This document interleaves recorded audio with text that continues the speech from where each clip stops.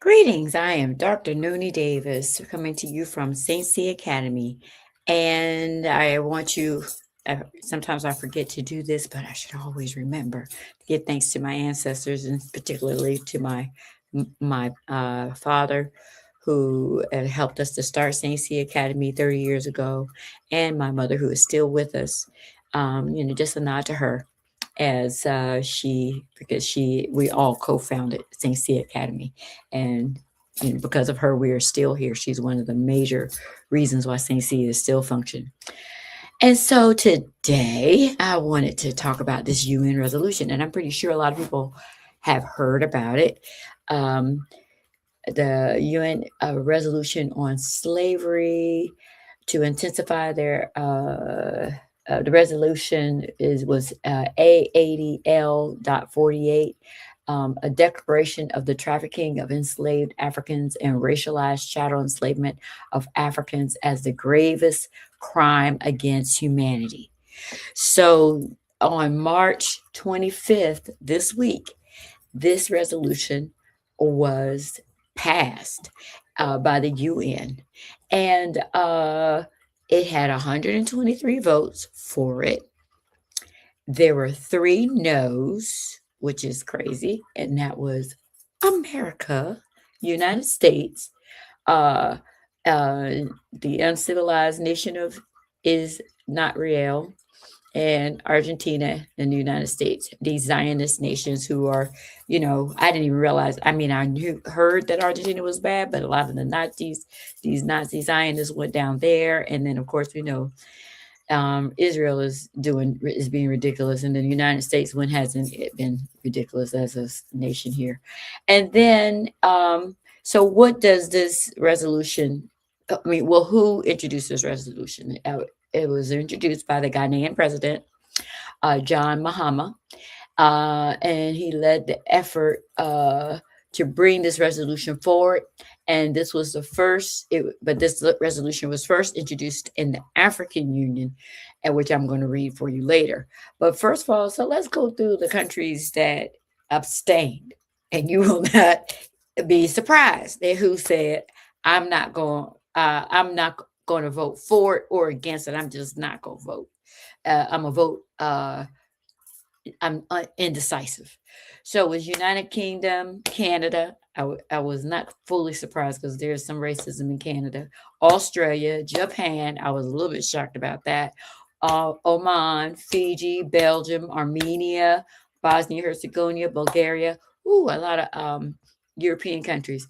Fiji, I was surprised at Fiji. Like, what? France, Germany, Spain, Netherlands, Albania, Andorra, Austria, Cambodia. I was like, wow. Croatia, Cyprus,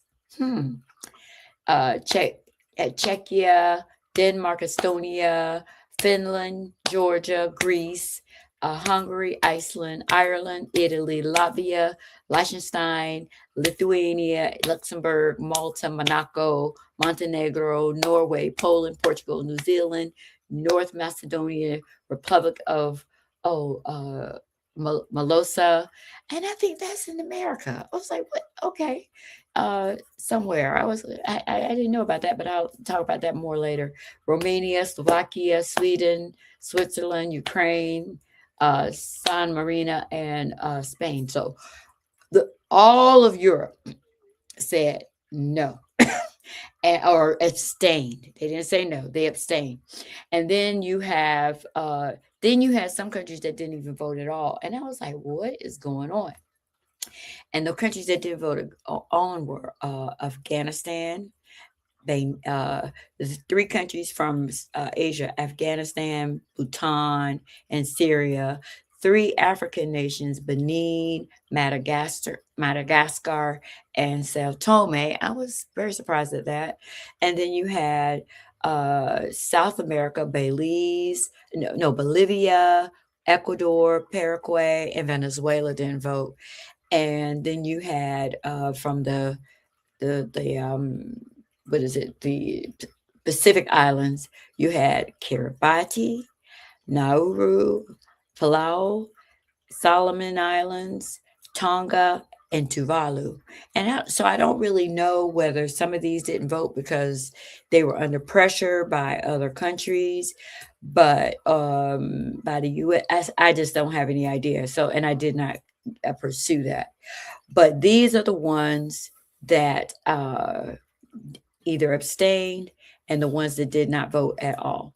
And so, and they may not have been able to vote because maybe they had to have a certain qualification in order to vote. But like I said, I did not investigate that. So I don't want to make an accusation, but we know why the Europeans didn't vote. But anyway, so the reparations justice encourages dialogue on reparatory justice, including apologies, restitution, and rehabilitation for the enduring legacies of slavery. So that's the gist of it. And so I wanted to go over here because, like I said, the African Union were the first people to introduce this.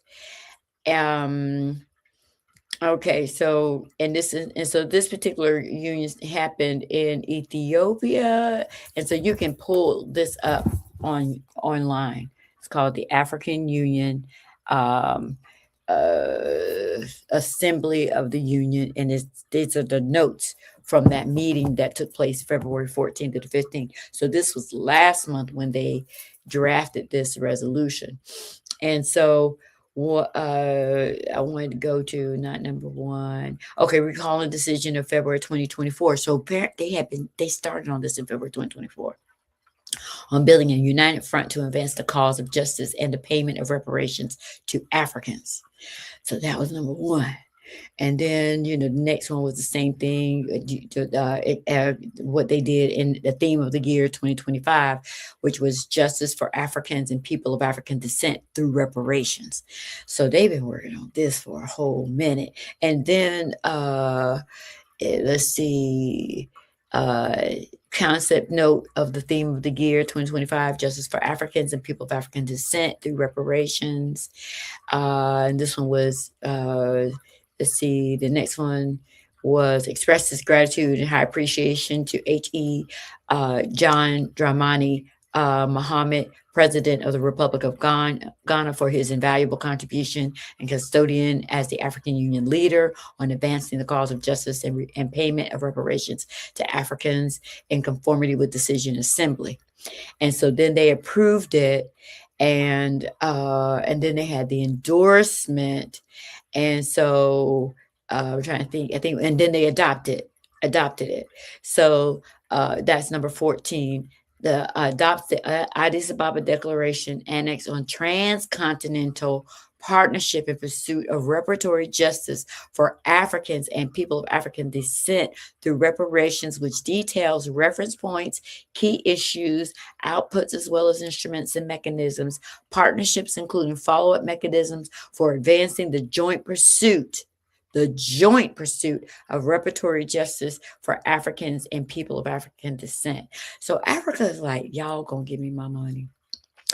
Endorses the extension of the theme of the year to a 2026 to 2035 decade of justice. So they're gonna spend the next 10 years working on this reparation.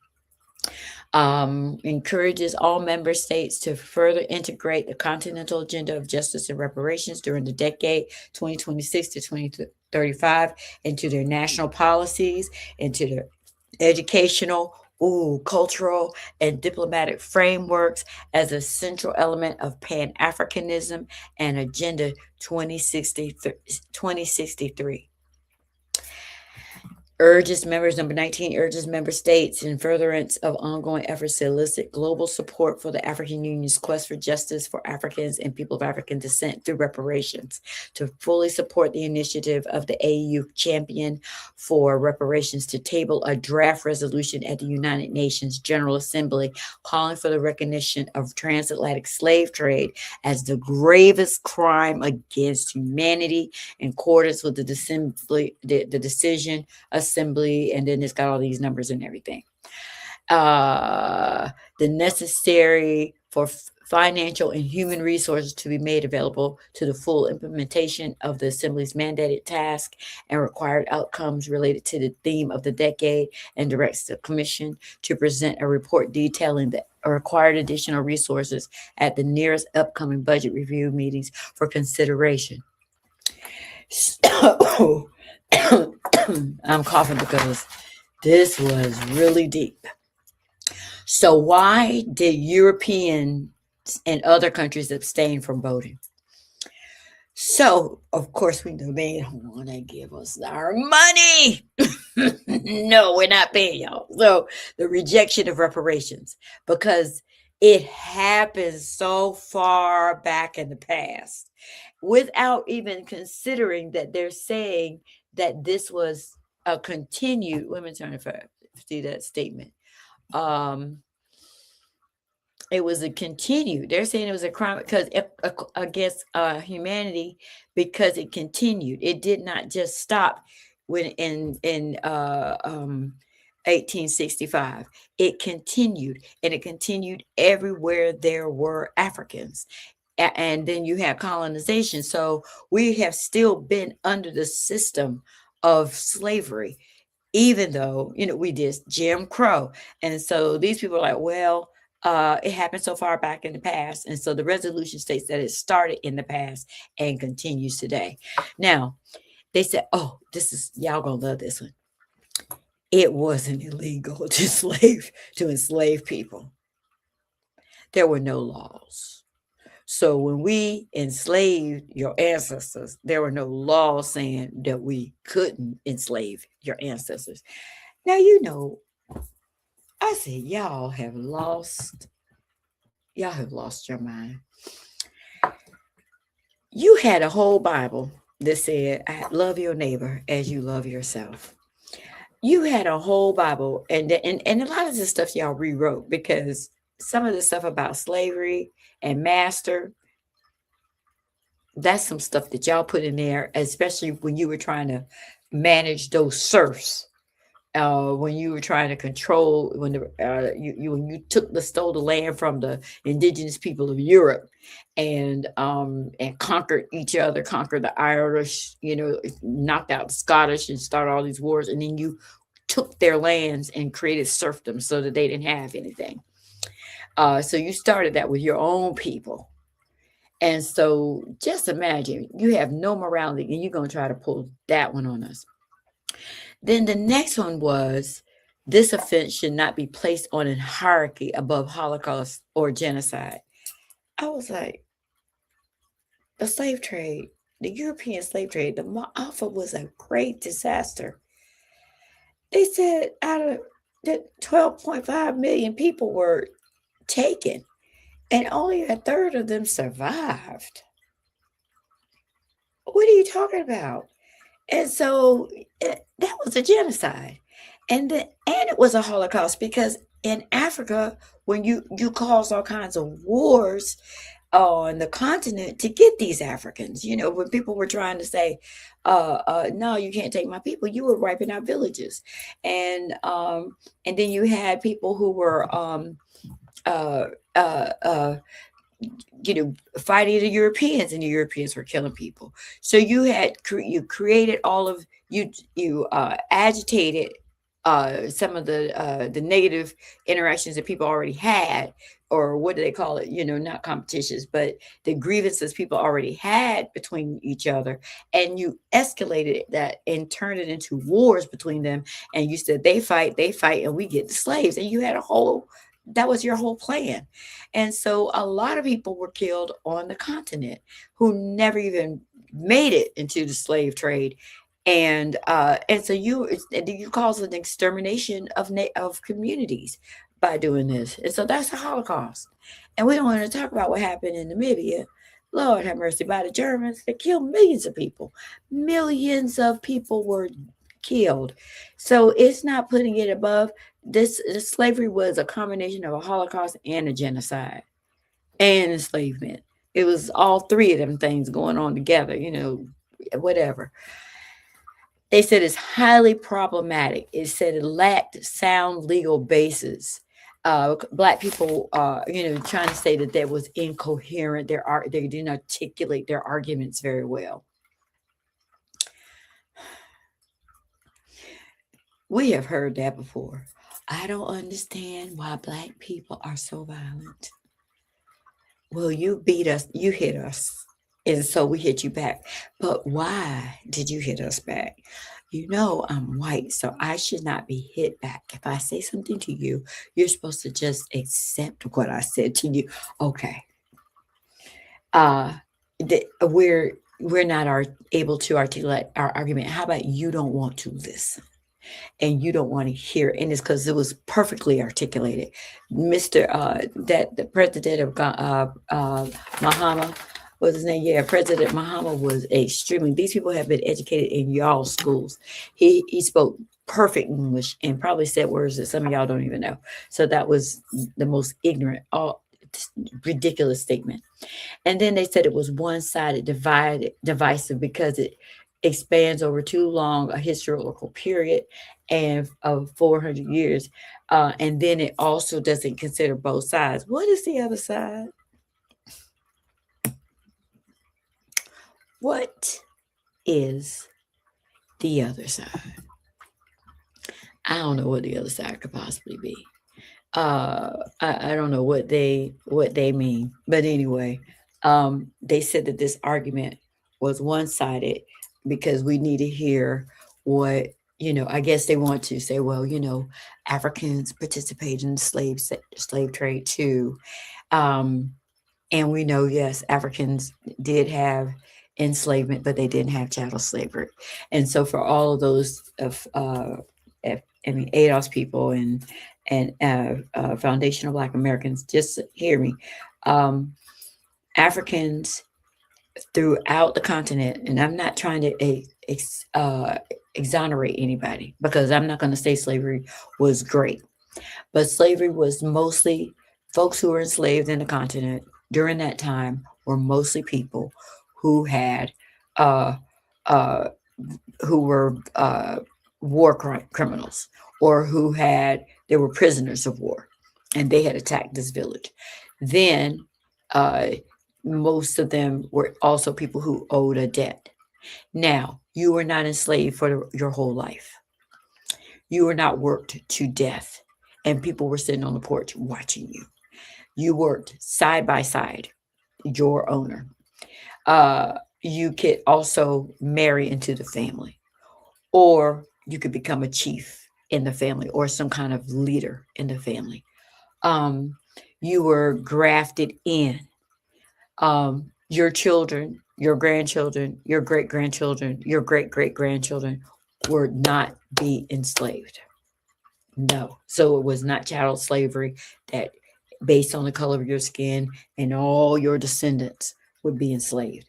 Mm-mm. People could be released from their enslavement once they completed their service. So when they're saying slavery in Africa, it's not the same thing. And were there crazy people in Africa? Absolutely, because we have MAGA. We have Black MAGA in America.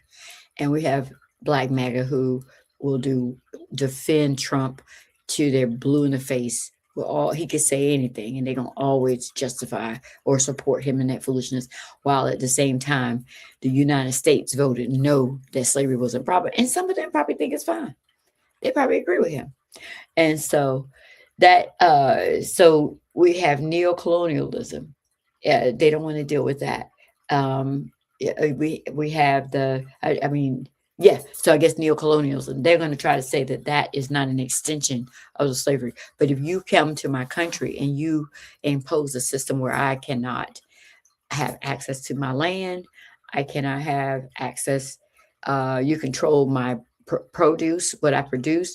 You can extract um, all the resources from my land. You can force me off my land and take the diamonds, take the gold, take the coltan, take everything out of the aluminum, all of this stuff out of the soil, lithium, whatever, to make your batteries and to make your phones and your technology and your computers and all this stuff that we're using right now to function. Uh, you have you've extracted the resources. You created apartheid systems where you're in control and you get to, like I said, you're the one that's governing everybody else, and you can create laws on a dime to control African people. And then you did that in the Caribbean, you did it in the Americas, you did it on a continent. So it's just great. It's insane. And what other argument did they have? Um, this, the, this, these European nations have gained all their wealth off of their colonies. So not only did they destroy, um, maintain this system of segregation and apartheid in America, but they divided Europe. Europe divided Africa up in the 1900s. You have this place, you have this part. England, you can take Nigeria, you can take Ghana. What else speaks English? All Kenya and all of that. And then Germany, you can take Namibia, you can take Upper Volta, you can and these people, and then France can come here and take Guinea, you can take Senegal, you can take Cote d'Ivoire, and all of this stuff. And then you named all these places. These people, that wasn't their name. So you renamed them. You renamed these countries. And some of these people are renaming themselves again and changing their names back to some of their original names. Like, you have Burkina Faso, and you also have Eswatini. So some of them have reclaimed the names of their country. Sierra Leone is Portuguese. That's not an African name. Nigeria is completely made up. So a lot of the countries, Ethiopia, I know it was Axum, and it was Kush, and Egypt was Kemet, and what is it? Sudan was Nubia. So you have taken these countries and divided them all up, and created some crazy situations. You divided. You have Ghanaians who are, or people who are the Fanti people. They're Fanti people who live in Ghana, and they're Fanti people, I think, who live in Ivory Coast. And so they're across they became Ghanaians, and they became Ivory people of Cote d'Ivoire, but Ivorians, but they're the same people. So you also divided ethnic groups, and put you when you finally left, Europe left these divisions where we're like, well, we like the Igbo more than we like the Yoruba, or we like the Yoruba more than we like the Igbo, so we'll leave the Yoruba in charge and let the Yoruba run the whole country. But you got Igbo, you got all of these nations in this new bordered country, Nigeria, and now you've created more hostilities between them, and that's what's going on everywhere in Sierra Leone. Is the Mende against the Temne, against the you got Creole in there, because you got a lot of folks who were mixed race or came from United States, Sierra Leone, and Liberia. So you created all of these divisions and confusion and chaos in the midst of these countries, because you divided it up in these stupid ways without any consideration for their cultural identity and their spiritual practices, some of their natural alliances versus their enemies. These folks had enemies, and so what are we doing? It's insane that this country would that Europeans would try to abstain or from this conversation and say that it was not legitimate in some way, when they know that even now, without bauxite, you'd have no roads. Europe would have no roads. Without access to the oil, you would not have any electricity in your country. You have pipelines from Africa to France to make sure you have gasoline, and then these people don't get any. You've Europe has extracted diamonds and benefited from the diamonds and paying people nickels and dimes to extract the diamonds, and then you sell it for $1 million or whatever. So it's like crazy how how the people, um, how these European countries stood and made these proclamations that of why they abstain, and they want the language to change.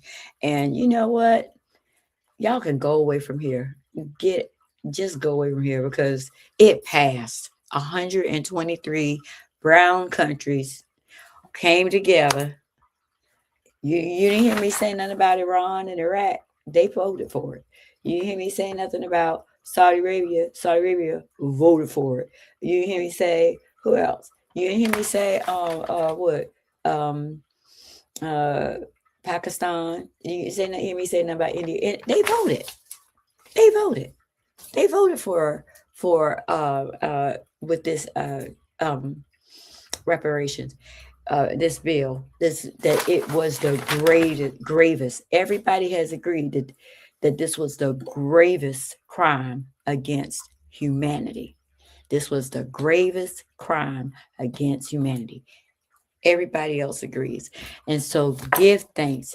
These 53 people who abstained, these three people who said no, including our United States of America, and then these other ones who did not vote, which I plan to find out why they didn't vote.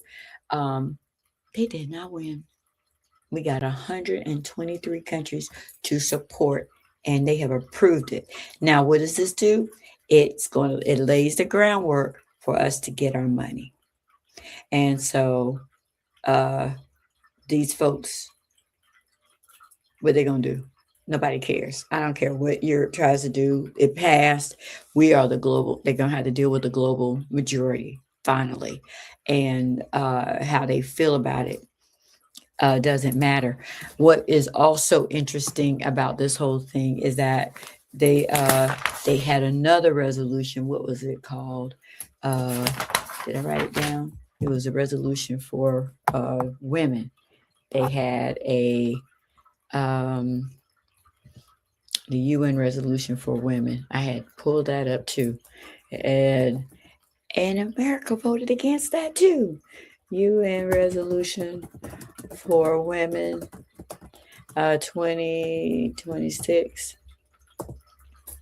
And so this one is CSW 70, and I'll show you that one, the number right here. US CSW 70.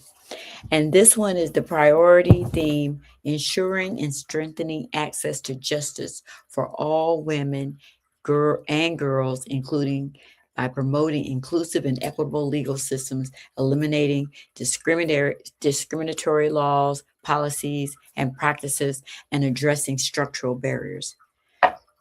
America was the only one that said no. The only country that said no. I think that I'm trying to think images of it. Yeah, here it is. These are the countries. So the countries that agreed were Algeria, Bangladesh, Belgium, Belize, Bolivia, Brazil, Cabo Verde, Chile, China, Colombia, Costa Rica, Cuba, Czechia, whatever. The ones that said abstain were, I'll just do that, Cote d'Ivoire abstained, Democratic Republic of Congo abstained, Egypt abstained, Mali, Mauritania, and Saudi Arabia. I don't know what is going on with them. So that's the draft, the voting draft. So in this situation, it was mostly African nations that rejected that, and I'm pretty sure it might have something to do with Islam. But the United States said no. And so this has been a roller coaster week. It was a roller coaster week of decisions. And so women and African Americans, we're gonna have to fight. But it looks like they still passed it. So 37-1. We're on a roll. The world is changing. Women are going to be fine. African Americans are going to be fine. And we just give thanks for that. Ashe.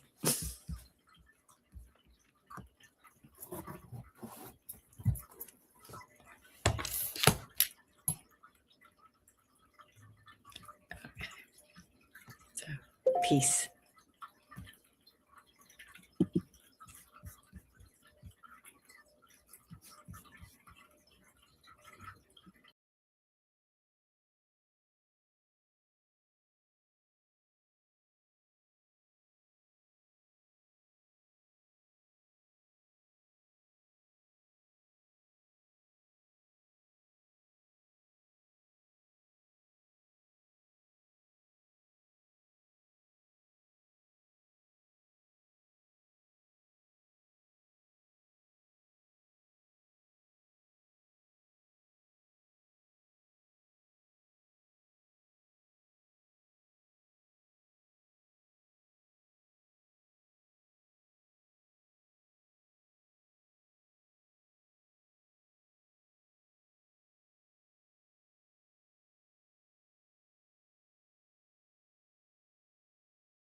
If you're talking, they will hear you. We all want our kids to grow up safe and healthy, so we show them how. And we tell them with honest conversations that let them know what we expect. Not just one time, but every chance we get. That's especially important when it comes to alcohol and other drugs. Kids not only need to know the dangers and how to avoid them, they need to hear it often from you.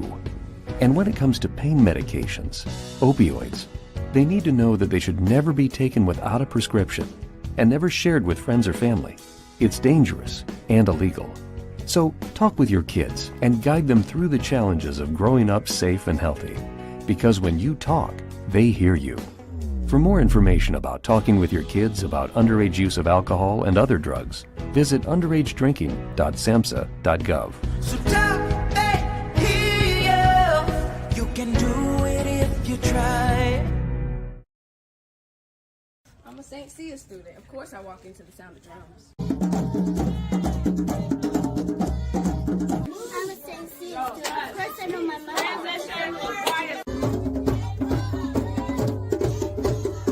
I'm a St. Cia student. Of course I can play the drum.